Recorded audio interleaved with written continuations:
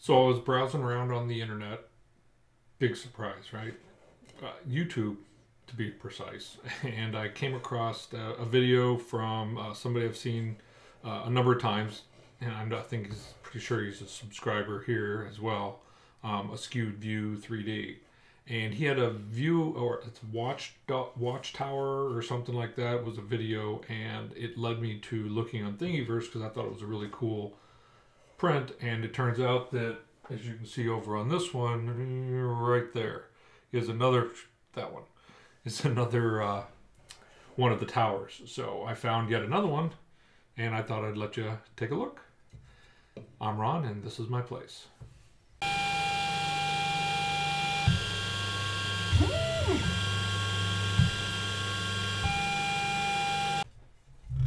So this is called a Lighthouse on the Rock by, I'm gonna butcher the name, apologize, by I think Kajai, and he's done a number of videos, or excuse me, a number of models that are really cool, and they're kind of on the same theme, where they're some kind of a tower and whatnot. And this one just turned out really good. Take a look at the here. You can see it just looks really, really nice. A lot of good detail up here in the tower, and the windows are really clean. The rocks are just got enough texture that, I mean, it almost hides all the layer lines. The steps turned out really nice. The model, probably I could have printed it. I used defaults for the Prusa i3 Mark III. And I probably could have gone one step further with it and added like a perimeter, because if you'll see,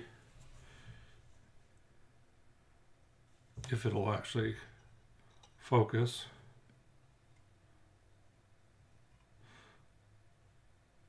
anyway, I'm gonna get a new camera. That's just all there is to it. I'm getting to where I hate it. So as you can see a little bit, it's kind of hard to see that far away, but there's just a little bit of a couple holes in some of the things that have a decent overhang. I think an extra perimeter would completely eliminate that. But yeah, I really think it's a cool looking print. That's kind of, this view right about there is, I think, pretty darn cool. Kind of shows the two houses. And anywho, I printed this at 0.15 on the Prusa i3 Mark III using MakerGeeks Fossil PLA. Of course, printed 235 on the hot end, and 60, I believe, is the default on the bed. Printed wonderfully, stuck wonderfully, turned out wonderfully. It's just a wonderful life.